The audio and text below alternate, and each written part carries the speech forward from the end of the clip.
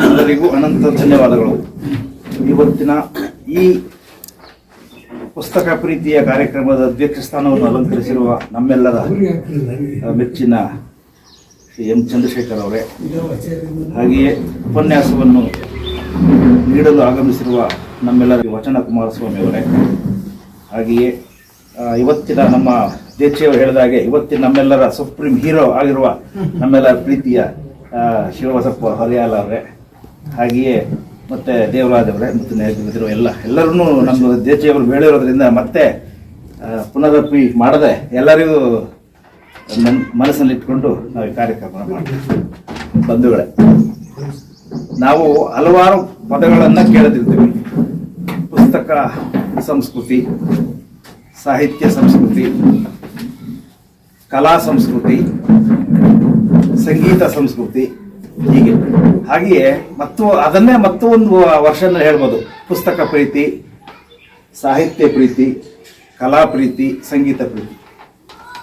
ನಾನು ನನ್ನ 40 ವರ್ಷದ ಅನುಭವದಲ್ಲಿ ಇದರಲ್ಲಿ ಎಲ್ಲೆಲ್ಲ ಒಂದೊಂದು ಕಡೆ ಒಂದೊಂದನ್ನು ನೋಡಿದ್ದೀನಿ. ಸಾಹಿತ್ಯ ಪ್ರೀತಿ ಅನ್ನೊಂದು ಕಡೆ, ಪುಸ್ತಕ ಪ್ರೀತಿ ಅನ್ನೊಂದು ಕಡೆ, ಕಲಾ ಪ್ರೀತಿ ಅನ್ನೊಂದು ಕಡೆ.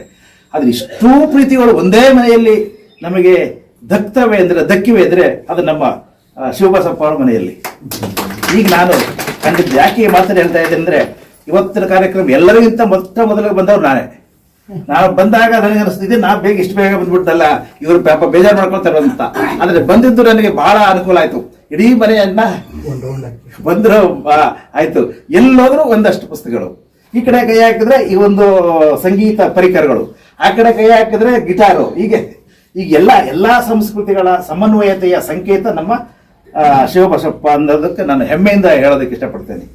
ನೋಡಿ, ಹೇಗೆ ಒಂದು ಒಳಿತಂದ್ರೆ ಬಯಸುತ್ತೆ ಅನ್ನೋದಕ್ಕೆ ನಾವು ನೋಡಿ ಇಷ್ಟು ಹೊತ್ತು ಈ ಒಂದು ಬಿಸಿಲು ಹೊತ್ತಿನಲ್ಲೂ ಕೂಡ ನಾವು ಇಲ್ಲಿ ಬಂದು ಈ ತಣ್ಣಲಗಳನ್ನು ನಾವು ಅನುಭವಿಸ್ತಾ ಇದ್ದೀವಿ. ಸಾಹಿತ್ಯದ ತಣ್ಣಲೆಂದು, ಸಾಹಿತ್ಯದ ಒಂದು ತಂಪು. ನಮ್ಮ ದೇಚಿಯವರು ಹೇಳಿದಾಗೆ, ದೇವರಾಜ್ ಅವರು ಹೇಳಿದಾಗೆ, ನಮ್ಮ ಕನ್ನಡ ಪುಸ್ತಕ ಪ್ರಾಧಿಕಾರದ ಒಂದು ಮಹತ್ವದ ಯೋಜನೆ ಮನೆಗೊಂದು ಗ್ರಂಥಾಲಯ. ಯಾಕೆ ಮನೆಗೊಂದು ಗ್ರಂಥಾಲಯ ಅನ್ನುವ ಒಂದು ಪರಿಕಲ್ಪನೆಯನ್ನು ನಾವು ಮಾಡಿದ್ದೀವಿ ಅಂದರೆ, ಮಿಕ್ಕದನ್ನೆಲ್ಲ ಕಲಿಸೋದಕ್ಕೆ ನಾವು ಹೇಳ್ಬೇಕಾಗಿಲ್ಲ. ಮನೆ ಸೈಟ್ ತಗೊಳ್ಳೋದಕ್ಕೆ ಯಾರು ಹೇಳ್ಬೇಕಾಗಿಲ್ಲ, ಅವರೇ ತಗೋತಾರೆ. ಮನೆ ಕಟ್ಟಬೇಕಾದ್ರೆ ಹೇಳ್ಬೇಕಾಗಿಲ್ಲ, ಅವರೇ ಮಾಡ್ತಾರೆ. ಅಲ್ಲಿ ಪೂಜಾ ಮನೆ ಮಾಡಬೇಕಾದ್ರೂ ಹೇಳ್ಬೇಕಾದ್ರೆ ಅವರೇ ಮಾಡ್ತಾರೆ. ಫಸ್ಟ್ ಕೇಳೋದೇ ಅದು, ನಮ್ಮ ಮನೆಯಲ್ಲಿ ದೇವ್ರ ಮನೆ ಎಲ್ಲಿ ಬರಬೇಕು ಅಂತ ಹೇಳೋದು. ಹೀಗೆ ಇಷ್ಟೆಲ್ಲ ಮಾಡುವ ಜನ, ಅದಕ್ಕಿಂತ ಎಲ್ಲದಕ್ಕೂ ಬುನಾದಿ ಆದಂತಹ ಈ ಗ್ರಂಥಾಲಯ, ಪುಸ್ತಕ ಅನ್ನೋದನ್ನು ಮಾತ್ರ ಹೃದಯ ತುಂಬಿಕೊಂಡಿರ್ತಾರೆ. ಅದ್ರ ಪ್ರಕಟಗೊಳ್ಳುವಲ್ಲಿ ಅವ್ರು ಸ್ವಲ್ಪ ಯಾಕೋ ಎಡುತ್ತಾರೆ.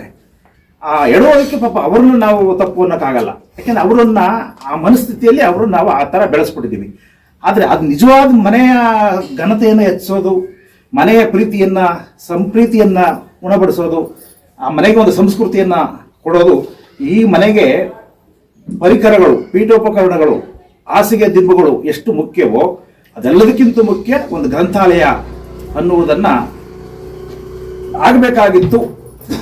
ಅದರಲ್ಲಿ ಶಿವಬಸಪ್ಪ ಅಂತ ಇರೋದ್ರಲ್ಲಿ ಇದೆ, ಅದರಲ್ಲಿ. ಆದರೆ ಜನಸಾಮಾನ್ಯ ದೃಷ್ಟಿ ಇಟ್ಕೊಂಡು ಆಗಬೇಕಾಗಿತ್ತು, ಅದಾಗಿಲ್ಲ. ಯಾಕೆ ಆಗಿಲ್ಲ ಅನ್ನೋ ಬದಲು ಈಗ ಯಾಕೆ ಆಗಬಾರ್ದು ಅನ್ನುವ ನಿಟ್ಟಿನಲ್ಲಿ ನಾವು ಆಲೋಚನೆ ಮಾಡಿದಾಗ, ಹೌದು, ಪ್ರಾಧಿಕಾರಕ್ಕೆ ಇದೇ ಒಂದು ದೊಡ್ಡ ಕೆಲಸ. ಮಿಕ್ಕಿದ್ದೆಲ್ಲ ಮಾಡ್ತಾ ಇದ್ದೀವಿ. ಹಿಂದೆ ನಮ್ಮ ಅಧ್ಯಕ್ಷರುಗಳು ಏನೆಲ್ಲ ಮಾಡ್ಕೊಂಡು ಬಂದಿದ್ರು, ಪುಸ್ತಕ ಸಂಬಂಧಪಟ್ಟ ಅವೆಲ್ಲ ನಡೀತಾ ಇದ್ದೇವೆ. ಪ್ರಶಸ್ತಿ ಕೊಡೋದು, ಅವೆಲ್ಲ ಪ್ರಶಸ್ತಿಗಳಿಗೆ ಭೂಷಣವಾದ, ಅವೆಲ್ಲ ಸಮ್ಮೇಳನಕ್ಕೆ ಒಂದು ಕಳಶಪ್ರಾಯವಾದ, ಅವೆಲ್ಲ ಮನಸ್ಥಿತಿಗೆ ಒಂದು ತಳಹದಿಯಾದಂಥದ್ದು ಒಂದು ಪುಸ್ತಕ. ಈ ಪುಸ್ತಕ ಅಂದರೆ ನನ್ನ ದೃಷ್ಟಿಯಲ್ಲಿ ಕೇವಲ ಒಂದಷ್ಟು ಹಾಳೆಗಳ ಕಟ್ಟಲ್ಲ, ಒಂದು ಬೈಂಡಿಂಗ್ ಅಲ್ಲ. ಪ್ರತಿ ಒಂದು ಪುಸ್ತಕವೂ ಕೂಡ ಯಾವುದಾದ್ರು ಒಂದು ನೆಲೆಗಟ್ಟಿನಲ್ಲಿ ಅದು ರೂಪುಗೊಂಡಿರುತ್ತೆ. ಒಬ್ಬ ಸಾಹಿತಿ, ಒಬ್ಬ ಕವಿ, ಒಬ್ಬ ಲೇಖಕ ಒಂದು ಪುಸ್ತಕವನ್ನು ಬರೀಬೇಕು ಅಂದರೆ ಸುಮ್ಮನೆ ಬರೋದಿಲ್ಲ. ಅವನ ಅನುಭವದ ಸಾರ ಅಲ್ಲಿ ಮಡುಗಟ್ಟಿರುತ್ತೆ. ಅವನ ನೆನಪುಗಳ ಬಾಲ್ಯವೇ ಇರ್ಬೋದು, ಇನ್ನೆಲ್ಲೋ ಕಂಡುಂಡಂತಹ ವೃತ್ತಿಯ, ನಮ್ಮ ಶಿವಬಸಪ್ಪ ಆ ವೃತ್ತಿ ಅನುಭವಗಳೇ ಬೇಕಾದಷ್ಟಿರ್ತವೆ. ಆ ವೃತ್ತಿ ಅನುಭವಗಳ ಸಾರ ಅಲ್ಲಿ ಬಟ್ಟಿ ಹಿಡಿದಿರುತ್ತೆ. ಇದನ್ನ ಅವರವರೇ ಕೊಡ್ಬೇಕು, ನಮಗೆ ಬೇರೆಯವರು ಕೊಡೋಕೆ ಹಾಕಿಲ್ಲ. ಅವರವ್ರ ಕ್ಷೇತ್ರದ ಅನುಭವಗಳು ಅವರವರು ಕೊಟ್ಟಾಗ ಮಿಕ್ಕಿದ ನಮ್ಮ ಯುವ ಪೀಳಿಗೆಗೆ ಅದೊಂದು ಮಾದರಿ ಆಗುತ್ತೆ, ಅದೊಂದು ಬೆಳಕಾಗುತ್ತೆ. ಹಾಗಾಗಿ ಅಂತಹ ಒಂದು ಸಾಹಿತ್ಯವನ್ನ ನಾವು ಎಲ್ಲೋ ಇರೋ ಬದಲು ಮನೆಯಲ್ಲಿ ಇರಿಸಬೇಕು. ಈಗ ಮನೆಗೆ ಯಾಕೆ ನಾವು ಮನೆಯ ಒಂದು ಪೂಜಾ ಮನೆ ಅನ್ನುವ ಪರಿಕಲ್ಪನೆ ನಮ್ಮ ಹಿರಿಯರು ಬಿತ್ತಿರೋದ್ರಿಂದ ನಾವು ಹೋಗ್ತೀವಿ, ನಮಗೆ ಗೊತ್ತಿಲ್ಲದಾಗೆ ದೇವ್ರ ಮನೆಗೆ ಹೋಗಿ ನಮಸ್ಕಾರ ಆಗ್ತೀವಿ. ಆ ನಮಸ್ಕಾರ ಪುಸ್ತಕ ಜ್ಞಾನದ ಮೂಲವಾದ ಗ್ರಂಥಾಲಯಕ್ಕೂ ಬರುತ್ತೆ ಅನ್ನೋದೇ ನಮ್ಮ ಕಲ್ಪನೆ ಪುಸ್ತಕ ಪ್ರಾಧಿಕಾರದ. ಯಾಕೆ ನಮಗೆ ಸಾಹಿತ್ಯ, ಈ ಕಾಲಕ್ಕೆ ಸಾಹಿತ್ಯ ಬೇಕು ಅಂದ್ರೆ, ನೀವು ಬೆಂಗಳೂರಿಗೆ ಬರಬೇಕು, ನೋಡಬೇಕು. 10 ಕೋಟಿ ಮನೆ ಕಟ್ಟಿರ್ತಾರೆ. 10 ಕೋಟಿಗಳಲ್ಲಿ ಮನೆ ನಾವು ಅಲ್ಲೆಲ್ಲ ಮಾಡಿಸ್ತಾ ಇದ್ದೀವಿ. 10 ಕೋಟಿ 20 ಕೋಟಿ ಮನೆ ಕಟ್ಬಿಟ್ಟಿರ್ತಾರೆ, ದೊಡ್ಡದಾಗ ಕಟ್ಟಿರ್ತಾರೆ. ಅಲ್ಲಿ ಅವರು ಒಂದು ಮಂಚಕ್ಕೆ 1-2-3 ಲಕ್ಷ ಖರ್ಚು ಮಾಡಿರ್ತಾರೆ. ಅಷ್ಟು ಅದ್ಭುತವಾದ ಮನೆ. ಅಲ್ಲಿ ಬೆಡ್ಗೆ ಅಷ್ಟು ಲಕ್ಷ ಹಾಕಿರ್ತಾರೆ. ಅದೆಲ್ಲ ಆದ್ಮೇಲೆ ಅಲ್ಲಿ ಹೋಗಿ ಕುಳಿತುಕೊಂಡಾಗ ಅಲ್ಲಿ ಮಾಡುವ ನಿದ್ರೆಗೆ ಮಾತ್ರ ತಗೋತಾರೆ. ಇದು ಪರಿಸ್ಥಿತಿ ಇರೋದು. ಗೊತ್ತಿಲ್ಲ ಅವ್ರಿಗೆ ಪಾಪ, ಎಲ್ಲವನ್ನೂ ಮಾಡಿಬಿಡ್ತಾರೆ. ಎಲ್ಲಿ ಮೂಲ ಎಲ್ಲಿದೆ ಅನ್ನೋದನ್ನ ಪತ್ತೆ ಮಾಡೋಕ್ಕಾಗಲ್ಲ ಅವರು. ಆಮೇಲೆ ಒಂದ್ರ ಮಾತ್ರೆ ತಗೋತಾರೆ. ಹೌದು, ಒಂದು ಮಾತ್ರೆಗೆ ಅವತ್ತು ನಿದ್ರೆ ಬರುತ್ತೆ, ನಾಳೆಗೆ ಬರಲ್ಲ, ಇನ್ನೊಂದು ಮಾತ್ರೆ ತಗೋಬೇಕು 1 ವಾರ ಆದ್ಮೇಲೆ, ಮತ್ತೆ 3-4 ದಿವಸಕ್ಕೆ ಇನ್ನೊಂದು ಮಾತ್ರೆ ತಗೋಬೇಕು. ಹೀಗೆ ಅದು ಸಂಪ್ರದಾಯ ಇದನ್ನ ಉಂಟು ಮಾಡಿದ್ರೆ ಸದಾಭಿಪ್ರಾಯವನ್ನ, ಈ ದುಷ್ಟ ಅಭಿಪ್ರಾಯ ಅದನ್ನೇ ಬೆಳ್ಕೊಂಡು ಹೋಗುತ್ತೆ. ಅದಂಗೇನೆ ಅದು. ಮೋರಿ ನೀರು ಆ ಕಡೆ ಇರಿದ್ರೆ ಒಳ್ಳೆ ನೀರು ಈ ಕಡೆ ಇರುತ್ತಲ್ಲ, ಹಂಗೆ ಇದು. ಆ ರೀತಿ ಬದುಕು ಈಗ ಆಗಿದೆ. ಅದು ಅಲ್ಲ ಬದುಕು ನಮ್ಮದು. ನಾವು ಹೇಗೆ ಎಷ್ಟು ಪ್ರೀತಿಯಿಂದ ನಮ್ಮ ಜೀವನವನ್ನ ನಿರ್ವಹಣೆ ಮಾಡ್ತೀವೋ, ಎಷ್ಟು ಪ್ರೀತಿಯಿಂದ ನಾವು ಬದುಕನ್ನ ಮಾಡ್ತೀವೋ, ಅಷ್ಟೇ ಪ್ರೀತಿಯಿಂದ ಆಸೆ ಹೋದ ಕೂಡಲೇ ನಮಗೆ ನಿದ್ರೆ ಬರಬೇಕು ಅಂದ್ರೆ ನಮ್ಮ ಕೈಲಿ ಒಂದು ಪುಸ್ತಕ ಇರಬೇಕು. ಯಾಕೆ ಅಂದ್ರೆ ಕೆಲವರಿಗೆ ನಾವು ಪ್ರಾರಂಭದಲ್ಲಿ ಹೇಳಿದಾಗ ನಂಬಿಕೆ ಬಂದಿರಲಿಲ್ಲ ಸಾಧ್ಯವಂತ. ಖಂಡಿತ ಸಾಧ್ಯ. ನಾವು ಹೇಳ್ತೀವಿ ಪುಸ್ತಕಗಳನ್ನ ಯಾಕೆ ಪ್ರೀತಿಸಿ ಅಂದ್ರೆ, ಪುಸ್ತಕಗಳನ್ನ ಪ್ರೀತಿಸೋದು ಪುಸ್ತಕಗಳನ್ನ ಮಾರಾಟ ಆಗ್ಲಿ ಅಂತಲ್ಲ, ಲೇಖಕರಿಗೆ ದುಡ್ಡು ಬರಲಿ ಅಂತಲ್ಲ, ಪ್ರಕಾಶಕ ಬರಲಿ ಅಂತ, ನಮ್ಮ ಬದುಕು ಒಂದು ಸಾರ್ಥಕತೆಯ ಒಂದು ಕೊಂಡಿ ಅಂತ ನಾವು ಸೇರಿಸ್ಕೊಳ್ಳೋಣ ಅಂತ. ಈಗ ನೋಡಿ, ಪುಸ್ತಕಗಳ ಬೆಳಗಿನ ಸಂಜೆವರೆಗೂ ಓದಿ ಅಂತ ನಾವೇನು ಹೇಳೋದಿಲ್ಲ. ಆದ್ರೆ ಪುಸ್ತಕಗಳನ್ನು ಕೊಂಡ್ಕೊಳ್ಳಿ. ಪುಸ್ತಕಗಳನ್ನು ಕೊಂಡುಕೊಂಡು ನಿಮ್ಮ ಅದಕ್ಕೊಂದು ಗ್ರಂಥಾಲಯ ಅನ್ನೋ ನಿಟ್ಟಿನಲ್ಲಿ ರೆಡಿ. ಆ ಪುಸ್ತಕಗಳನ್ನು ನೀವು ನೋಡೋ ಮೂಲಕ ನಿಮ್ಮ ಮನಸ್ಥಿತಿಯೇ ಒಂದು ಬದಲಾಗುತ್ತೆ. ಆ ಮನಸ್ಥಿತಿ ಯಾವಾಗ ಬದಲಾಯಿತು, ನಮ್ಮ ಪರಿಸ್ಥಿತಿ ಬದಲಾಗುತ್ತೆ. ಪರಿಸ್ಥಿತಿ ಯಾವಾಗ ಬದಲಾಯಿತು, ನಮ್ಮ ಬದುಕಿನ ಉನ್ನತಿ ಅಲ್ಲಿಂದಲೇ ಶುರುವಾಗುತ್ತೆ. ಈ ಮಾತ್ರ ತೆಗೆದುಕೊಂಡು ಬದುಕೋದಲ್ಲ. ಅಲ್ಲಿ ಹೋದ ಕೂಡಲೇ ನಮ್ಮ ನಿದ್ರೆ ಸುಖವಾದ ನಿದ್ರೆ ಬರಬೇಕು ಅಂದ್ರೆ ಒಂದೇ ಒಂದು ದಾರಿ. ನೀವೆಲ್ಲಾ ಕೆಲಸ ಮಾಡ್ಕೊಂಡು ಬಂದಿರಿ, ಎಲ್ಲ ಏನಾರು ಒಂದಾದ ಇಷ್ಟವಾದ ಪುಸ್ತಕವನ್ನು ಒಂದು ಇದ್ರ ಮೇಲೆ ಇಟ್ಟಿರಿ, ಹಾಸಿಗೆ ಮೇಲೆ. ಇಷ್ಟವಾದ ಪುಸ್ತಕ, ಒಂದು ವಚನವೋ ಏನೋ, ಸುಮ್ಮನೆ ಓದ್ತಾ ಹೋಗಿ. ಓದ್ತಾನೆ ನಿಮಗೆ ಗೊತ್ತಿಲ್ಲ ಹಾಗೆ ನಿದ್ರೆ ಬಂದ್ಬಿಟ್ಟಿರುತ್ತೆ. ಪೂರ್ತಿ ಪುಸ್ತಕ ಓದಬೇಕಾಗಿಲ್ಲ, ಒಂದಷ್ಟು ಓದಿದ್ರೆ ಸಾಕು. ಆಮೇಲೆ ಪುಸ್ತಕ ಒಂದ್ ಕಡೆ ಬಿದ್ದಿರುತ್ತೆ, ಬೆಳಗ್ಗೆ ಆಗೋಷ್ಟಕ್ಕೆ ನೀವು ಒಂದ್ ಕಡೆ ಬಿದ್ದಿರ್ತೀರಿ. ಆದ್ರೆ ಅದ್ಭುತವಾದ ಆನಂದ ಬರುತ್ತೆ. ಯಾವ ಅಂಗಡಿಯಲ್ಲೂ ಸಿಗದ, ಯಾವ ಮಾಲ್ನಲ್ಲೂ ಸಿಗದಂತ ಸುಖ ನಿದ್ರೆ ನಿಮ್ಮನ್ನ ಆವರಿಸ್ಕೊಡುತ್ತೆ. ಯಾಕೆ ಅಂದ್ರೆ ಅದರೊಂದು ಸಣ್ಣ ಒಂದು ಸೈನ್ಸ್ ಇದೆ. ಆ ಸೈನ್ಸ್ ಈಗ ನೋಡಿ, ನಾವು ಮನೆಯ ಕಸ ಬಿಡಿಸ್ತೀವಿ ನಿತ್ಯ. ಯಾಕೆ ಬಿಡಿಸ್ತೀವಿ? ಪ್ರತಿ ದಿವಸ ಅಲ್ಲಿ ಕಸ ಬರ್ತಾ ಇರ್ತದೆ ಅಂತ ಹೇಳ್ಬಿಟ್ಟು ಮನೆ ಕಸ ಬಿಡಿಸ್ತೀವಿ ಪ್ರತಿನಿತ್ಯ. ಹಾಗೆ ನಾವು ಸ್ನಾನ ಮಾಡ್ತೀವಿ. ಯಾಕೆ? ನಮಗೆ ಬೆವರು, ನಮ್ಮ ವ್ಯವಹಾರದಲ್ಲಿ ನಮ್ಮನ್ನು ಬೆವರು ಬರುತ್ತೆ, ಕೊಳೆ ಆಗುತ್ತೆ, ಮಲಿನಗೊಳ್ಳುತ್ತೆ. ಅದಕ್ಕೆ ನಮ್ಮ ಮೈ ಒಂದು ದಿವಸಕ್ಕೆ ಮಲಿನಗೊಳ್ಳುತ್ತೆ, ಅದಕ್ಕೆ ಸ್ನಾನ ಮಾಡ್ತೀವಿ. ನಮ್ಮ ಮನೆ ಒಂದು ದಿವಸ ಕಸ ಗುಡಿಸ್ತೀವಿ, ತುಂಬಿಕೊಳ್ಳುತ್ತೆ, ಅದಕ್ಕೆ ಕಸ ಗುಡಿಸ್ತೀವಿ. ಆದ್ರೆ ನಮ್ಮ ಮನಸ್ಸಿದೆಯಲ್ಲ, ಅದು ಮನಸ್ಸು ಪ್ರತಿ ಕ್ಷಣಕ್ಕೂ ಮಲಿನಗೊಳ್ಳುತ್ತೆ. ಈ ನಮ್ಮ ಮೈ, ನಮ್ಮ ಮನೆ ಒಂದೊಂದು ದಿವಸದಲ್ಲಾದ್ರೆ ಕ್ಷಣಕ್ಕೂ ಮಲಿನಗೊಳ್ಳುತ್ತೆ. ಈಗ ಯಾರೋ ನಿಮ್ಗೆ ಗೊತ್ತಿಲ್ಲ ಹಾಗೆ ನೀವು ಕುಂತಿರ್ತೀರಿ, ಖಾಲಿ ಸೇರಿ ಇರುತ್ತೆ, ಯಾರೋ ಬಂದು ಕುಳಿತರು, ಅವರು ಯಾವುದೋ ಕಾರಣಕ್ಕೆ ಅವ್ರು ನಿಮ್ಗೆ ಇಷ್ಟ ಆಗಿರಲ್ಲ. ಆ ಕ್ಷಣಕ್ಕೆ ನಿಮ್ಮ ಮನಸ್ಸು ಉದ್ವಿಗ್ನ ಬಂದ್ಬಿಡುತ್ತೆ. ನಿಮಗೆ ಗೊತ್ತಿರೋದಿಲ್ಲ, ಖುಷಿಯಾಗಿರ್ತೀರಿ, ಆ ಖುಷಿಯನ್ನೆಲ್ಲ ಆ ವ್ಯಕ್ತಿಯ ಉಪಸ್ಥಿತಿ ಹಾಳು ಮಾಡ್ಬಿಡುತ್ತೆ. ಅದು ಒಂದು ಕ್ಷಣ.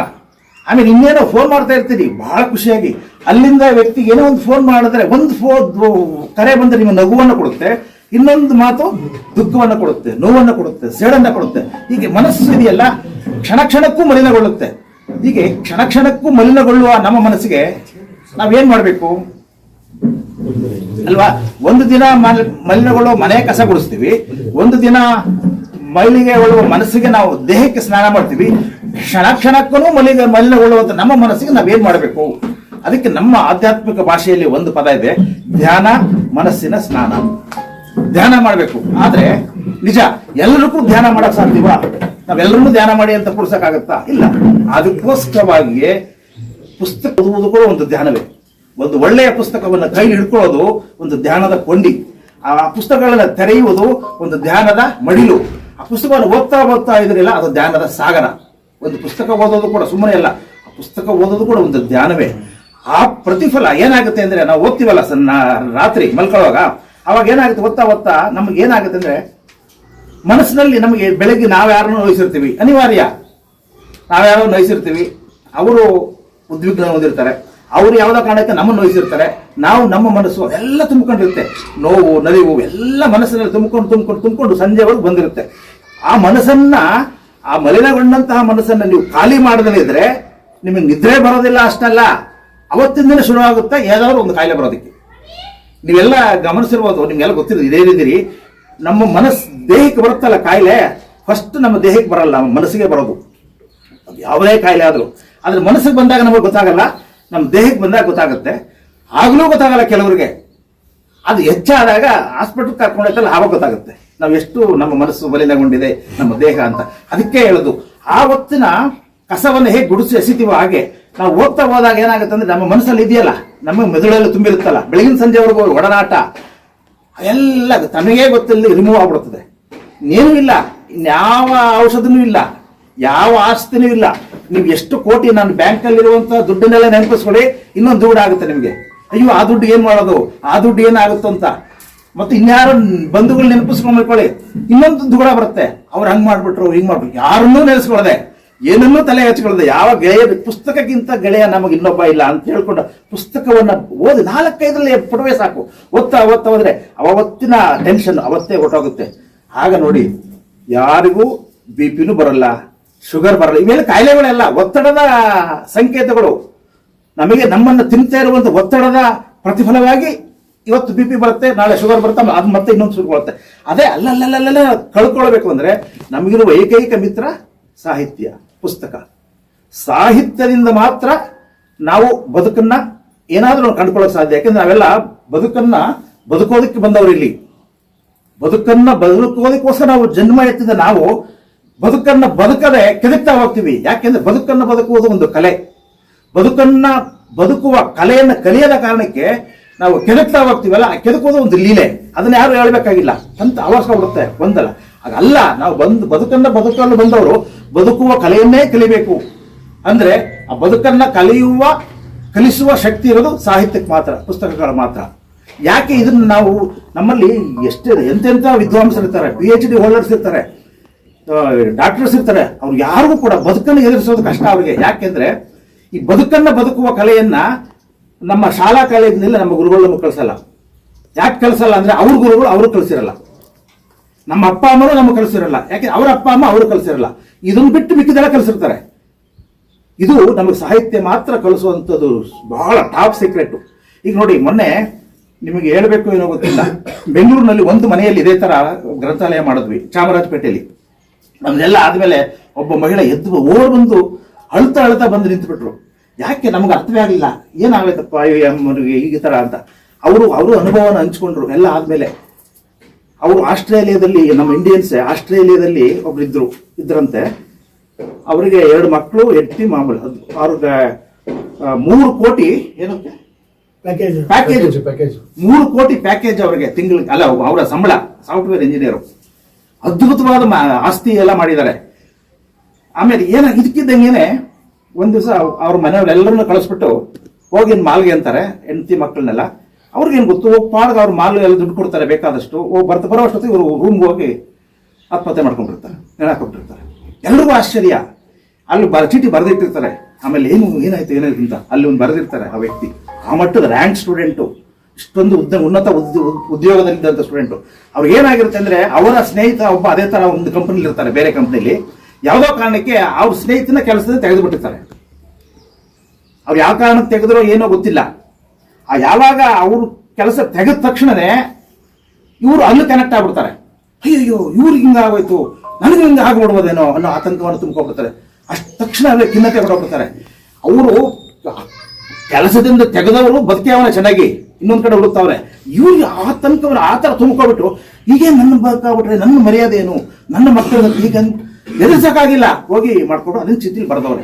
ಆಗ ಅವ್ರು ಹೇಳಿದ್ರು, ಸರ್ ಈ ತರ ಆಗ್ಬಿಡ್ತಲ್ಲ, ನೀವು ಇದನ್ನ ಯಾರಾದ್ರೂ ಮಾಡಿದ್ರೆ ಅವರ ಆಸ್ತಿ ಕೋಟಿ 3 ಕೋಟಿ ಎಲ್ಲ ಆಸ್ತಿ ಆದ್ರೆ ನೋಡಿ ಏನೂ ಉಳಿಸ್ಲಿಲ್ಲ. ಇಂಥದ್ದು ಒಂದು ಸಮಾರಂಭದಲ್ಲಿ ಅವರು ಭಾಗವಹಿಸಿದ್ರೆ, ಇಂಥದ್ದು ಒಂದು ಪುಸ್ತಕ ಅವರ ಕೈಲಿದ್ರೆ ಅವ್ರು ಖಂಡಿತ ಸಾಯ್ತಾ ಇರಲಿಲ್ಲ ಸರ್ ಅಂತ ಹೇಳಿದ್ರು.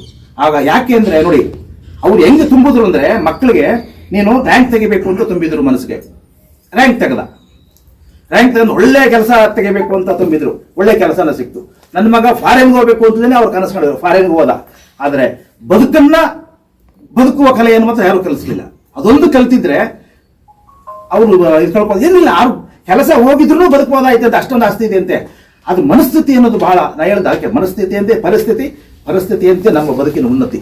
ಇದಕ್ಕೋಸ್ಕರವಾಗಿ ನಾವು ಈ ಒಂದು ಇಡೀ ಕರ್ನಾಟಕದಾದ್ಯಂತ ಒಂದು ಬೆಳಿಗ್ಗೆ ಒಂದು ಜಿಲ್ಲೆ, ಸಂಜೆ ಒಂದು ಜಿಲ್ಲೆ, ಮಧ್ಯಾಹ್ನ ಜಿಲ್ಲೆ, 3 ಜಿಲ್ಲೆ ಸುತ್ತಾ ಇದ್ದೀವಿ. ಮೊನ್ನೆ ರಾಮನಗರದಲ್ಲಿ ಮಾಡಿದ್ವಿ, ಮೊನ್ನೆ ಅದರಲ್ಲಿ ಮಂಡ್ಯದಲ್ಲಿ ಮಾಡಿದ್ವಿ, ಚಾಮರಾಜನಗರ ಇಲ್ಲಿ ಬಂದ್ವಿ. ಹಿಂಗೆ ಇದು ಇಷ್ಟ ಉದ್ದೇಶ, ಇನ್ನೇನು ಇಲ್ಲ. ಇಲ್ಲಿ ಏನೋ ನಾವು ಸಾಧಿಸ್ಬಿಡ್ತೀವಂತಲ್ಲ, ಆದ್ರೆ ಒಂದು ಕಟ್ಟೋಣ, ಒಂದು ಮನಸ್ಥಿತಿಯನ್ನ ಕೊಟ್ಟು. ಯಾಕಂದ್ರೆ ಇದು ಒಂದೊಂದು ಕಥೆ ಅಲ್ಲ, ಇದಾಗಿ ಬೇಕಾದಷ್ಟಿದೆ. ಇನ್ನು ಹೇಳ್ತಾ ಹೋದ್ರೆ ಅಲ್ಲೊಂದು ಹೇಳೋದು ಬೇಡ, ಒಂದು ಉದಾಹರಣೆ ಕೊಟ್ಟೆ ಅಷ್ಟೇ. ಈ ಆಗಬಾರ್ದು ಅಂದ್ರೆ ನಮಗೆ ಸಾಹಿತ್ಯ ಬಿಟ್ಟರೆ ನಮ್ಮ ಬದುಕನ್ನ ಗಟ್ಟಿಗೊಳಿಸೋದು, ನಮ್ಮ ಮನಸ್ಸನ್ನ ಇಮ್ಮಡಿಗೊಳಿಸೋದು, ನಮ್ಮ ಬದುಕಿನ ಬಗ್ಗೆ ನಮಗೆ ಪ್ರೀತಿಯನ್ನು ಪಡಿಸೋದು ಏನೂ ಇಲ್ಲ. ಯಾಕೆ ನೋಡಿ, ಒಂದು ವಚನವನ್ನು ಹೇಳಿದ್ರೆ ನಿಮಗೆ ಗೊತ್ತಾಗುತ್ತೆ. ನಮ್ಮಲ್ಲಿ ಏನನ್ನು ಓದದೇ ಇದ್ರೂ ಪರವಾಗಿಲ್ಲ, ವಚನಗಳು ಮತ್ತೆ ಜನಪದ ಗೀತೆಗಳು ಇಷ್ಟು ಓದೋದು ಸಾಕು. ಒಂದು ವಚನ ಬರುತ್ತೆ, ಅಕ್ಕ ಮಹಾದೇವಿ ಅವರದು, ಬೆಟ್ಟದ ಮೇಲೊಂದು ಮನೆಯ ಮಾಡಿ. ಈ ವಚನಗಳು ಎಲ್ಲರೂ ಓದಿರ್ತೀರಿ. ಬೆಟ್ಟದ ಮೇಲೊಂದು ಮನೆಯ ಮಾಡಿ, ಮೃಗಗಳಿಗೆ ಅಂಜಿದೊಡೆಂತಯ್ಯ, ಸಂತೆಯೊಳಗೊಂದು ಮನೆಯ ಮಾಡಿ, ಶಬ್ದಕ್ಕೆ ನಾಚಿದೊಡೆಂತಯ್ಯ, ಸಮುದ್ರದ ತಡೆಯಲ್ಲೊಂದು ಮನೆಯ ಮಾಡಿ, ಅಲೆಗಳಿಗೆ ನೆರೆತೊರೆಗಳಿಗೆ ಅಂಜಿದೊಡೆಂತ. ಇಷ್ಟೇ, ಅದು 3 ಲೈನು. ಅದು ಎಂಥ ಸತ್ವವನ್ನ ನಮಗೆ ಗುಣಪಡಿಸುತ್ತೆ ಅಂದ್ರೆ, ನಮ್ಮ ಬದುಕಿನ ಸಾರವನ್ನ ಕಟ್ಕೊಡುತ್ತಂದ್ರೆ, ಸಂತೆಯೊಳಗೊಂದು ಮನೆಯ ಮಾಡಿ. ಇಷ್ಟೇ ಸಾಕು. ನಾವು ಬಂದಿರೋದೇ ಒಂದು ಸಂತೆ, ಇಲ್ಲಿ ಜೀವನ ಮಾಡೋದಕ್ಕೆ. ಬದುಕು ಒಂದು ಸಂತೆ. ಇಲ್ಲಿ ಮೃಗಗಳಿಗೆ ಅಂಜಿದೊಡೆಂತೇನೆ ಸಮಸ್ಯೆಗಳು, ಸವಾಲುಗಳು, ಎದುರಿಟ್ಟು ಎಲ್ಲವೂ ಬರೋದೆ. ನಾವು ಇರೋದೇ ಒಂದು ಬೆಟ್ಟದ ಮೇಲೆ ಮನೆ ನೋಡಿದೀವಿ. ನಮ್ಮ ಬದುಕು ನಾವು ಬಂದಿರೋದು ಅವೆಲ್ಲವನ್ನು ಎದುರಿಸಿ. ಈಗ ನಮಗೆ ಚಿನ್ನ ಸಿಗ್ಬೇಕಾದ್ರಲ್ಲಿ ನಾವು ಚಿನ್ನ ಹಾಕೋತೀವಿ ಅಲ್ವಾ, ಮೈ ಮೇಲೆ ಮುಗಿಬಿದ್ದು. ಅದು ಸಿಕ್ಕಿದಂತ ಪರಿಸ್ಥಿತಿಯಲ್ಲಿ ತಂದುಕೊಟ್ರೆ ಯಾರಾದ್ರೂ ಮುಟ್ತೀರಾ? ಭೂಮಿಲಿ ಸಿಗುತ್ತಲ್ಲ, ಯಾರು ಮುಟ್ಟಲ್ಲ. ಆದ್ರೆ ಅದನ್ನು ಪಕ್ವಗೊಳಿಸಿ, ಬಟ್ಟಿ ಇಳಿಸಿ, ಅದಕ್ಕೊಂದು ರೂಪ ಕೊಟ್ಟಾಗ ಚಿನ್ನಕ್ಕೆ ಬೆಲೆ. ಹಾಗೆ ನಮ್ಮ ಬದುಕಲ್ಲಿ ಈ ಸಮಸ್ಯೆಗಳು, ಸವಾಲುಗಳು ನಮಗೆ ಏನಕ್ಕೆ ಬರ್ತವೆ ಅಂದ್ರೆ, ನಮ್ಮನ್ನು ಗಟ್ಟಿಗೊಳಿಸುವ ಸಲುವಾಗಿ. ಒಂದೊಂದು ಸವಾಲನ್ನು, ಒಂದೊಂದು ಸಮಸ್ಯೆಯನ್ನು ಕೂಡ ನಾವು ಸವಾಲಾಗಿ ತೆಗೆದುಕೊಂಡ್ರೆ ನಾವು ಮತ್ತೊಂದು ಮೆಟ್ಲತ್ತೀವಿ. ಇಲ್ಲ, ಸಮಸ್ಯೆ ಅಂತ ತಿಳ್ಕೊಂಡ್ಬಿಟ್ರೆ ಇಳಿದು ಬಿಡ್ತೀವಿ. ಆ ಸಮಸ್ಯೆ ಅಂತ ತಿಳ್ಕೊಂಡು ಇಳಿದ್ರ ಪರತ್ವೇ ಆ 3 ಕೋಟಿಯ ವ್ಯಕ್ತಿ ತನ್ನ ಜೀವನ ಕಳ್ಕೊಂಡ. ಹಂಗಾಗಬಾರ್ದು. ಒಂದೊಂದು ವಚನ ನೋಡಿ ಎಷ್ಟು. ಸಂತೆಯೊಳಗೊಂದು ಮನೆಯ ಮಾಡಿ, ಸಂತೆಯಲ್ಲಿ ಶಬ್ದವೇ. ಆ ಶಬ್ದಗಳನ್ನೇ ನಾವು ಸಂಗೀತ ಅನ್ಕೋಬೇಕು. ಶಬ್ದ ಅಂತ ಓಡೋಬಾರ್ದು, ಅಲ್ಲೇನೋ ಕಲಿಯೋದಿರುತ್ತೆ. ಸಾಹಿತ್ಯ ನಮ್ಗೆ ಇದನ್ನು ಕಲಿಸುತ್ತೆ ನೋಡಿ. ಮತ್ತೆ ಒಂದು ಜನಪದ ಗೀತೆ, ಅದನ್ನ ಹೇಳಿ ನನ್ನ ಮಾತನ್ನು ಮುಗಿಸ್ತೀನಿ. ಒಬ್ಬ ತಾಯಿ, ಒಬ್ಬ ಮಹಿಳೆ ಇರ್ತಾಳೆ. ಆ ಗಂಡ ಉಳೋದಕ್ಕೆ ಹೋಗಿರ್ತಾನೆ ಏರ್ ಕಟ್ಕೊಂಡು. ಅವ್ಳು ಊಟ ತಗೊಂಡು ಹೋಗ್ಬೇಕು, ಅವಳು ಅಡುಗೆ ಮಾಡ್ಕೊಂಡು. ಅಷ್ಟೊಳಗೆ ಮಗು ಹೊಳ್ತಾ ಇರ್ತದೆ. ಮಗು ಆ ಕೆಲಸ ಅಡುಗೆ ಮಾಡೋದು ಬಿಡಲ್ಲ. ಅವಳು ಏನ್ ಮಾಡ್ಬೇಕು? ಒಬ್ಬಳೇ ಇರೋದು. ಸುಮ್ಮನೆ ಒಂದು ಸೀರೆಯನ್ನ ಒಂದು ಇದಕ್ಕೆ ನೇತಾಕ್ತಾರೆ, ಜೋಕಾಲಿ ಮಾಡ್ತಾರೆ. ಆ ಮಗುವನ್ನ ಮಲಗಿಸ್ತಾರೆ. ಮಗು ಮಲಗೋದಿಲ್ಲ. ಮಗುವನ್ನು ಮಲಗಿಸ್ಬೇಕಾದ್ರೆ ಒಂದು ಹಾಡು ಕರ್ತಾಳೆ. ಏನಂತ? ಆಚಾರ ಕರಸಾಗು, ನೀತಿಗೆ ಪ್ರಭುವಾಗು, ಮಾತಿನಲ್ಲಿ ಚೂಡಾಮಣಿಯಾಗು, ಮಾತಿನಲ್ಲಿ ಚೂಡಾಮಣಿಯಾಗು, ನನ್ನ ಕಂದ ಜ್ಯೋತಿಯೇ ಆಗು ಜಗಕ್ಕೆಲ್ಲ ಅಂತ.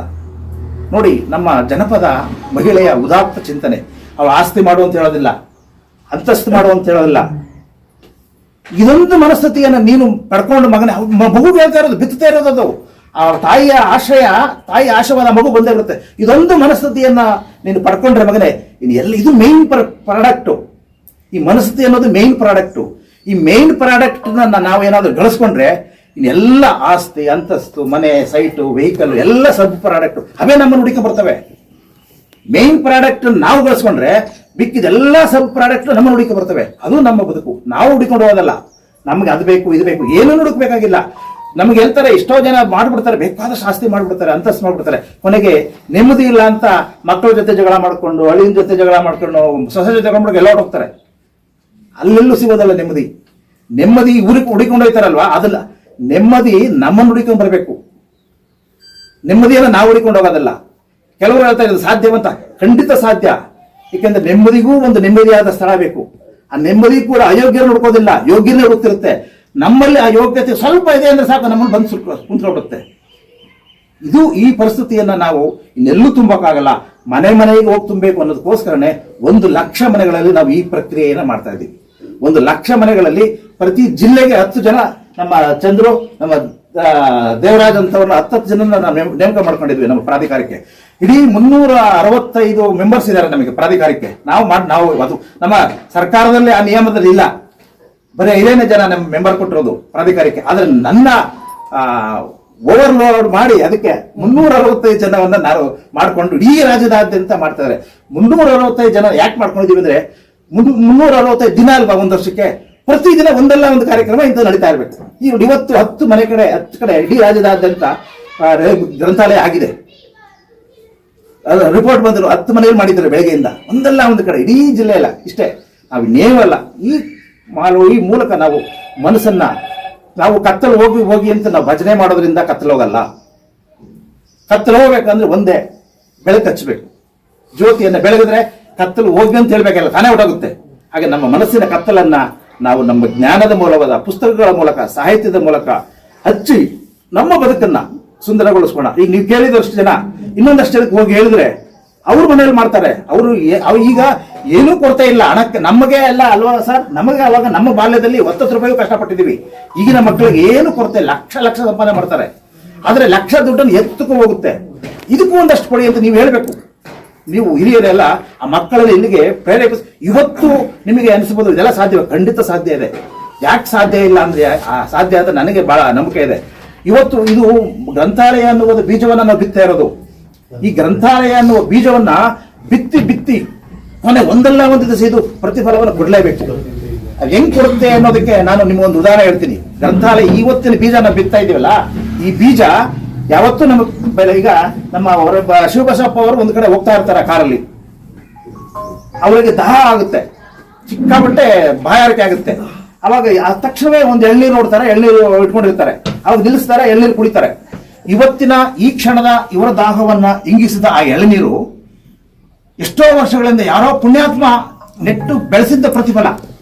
ಹಾಗೆ ನಾವು ಇವತ್ತು ಈ ಬೀಜವನ್ನ ನಾವೆಲ್ಲರೂ ಸೇರಿ, ನಾನು ಒಬ್ಬರೇ ಅಲ್ಲ, ನೀವೆಲ್ಲರೂ ಸೇರಿ ಇಂಥ ಗ್ರಂಥಾಲಯ ಅನ್ನೋ ಬೀಜವನ್ನ ಬಿತ್ತಿ ಬೆಳೆಯುವ ಮೂಲಕ ನಮ್ಮ ಒಂದು ಮನಸ್ಥಿತಿಯನ್ನ ನಮ್ಮ ಯುವ ಜನಾಂಗಕ್ಕೆ ನಾವು ಆಸ್ತಿ ಆಗೋಣ. ಇನ್ನೇನು ಕೊಟ್ಟರು ಆಸ್ತಿ ಆಗಲ್ಲ.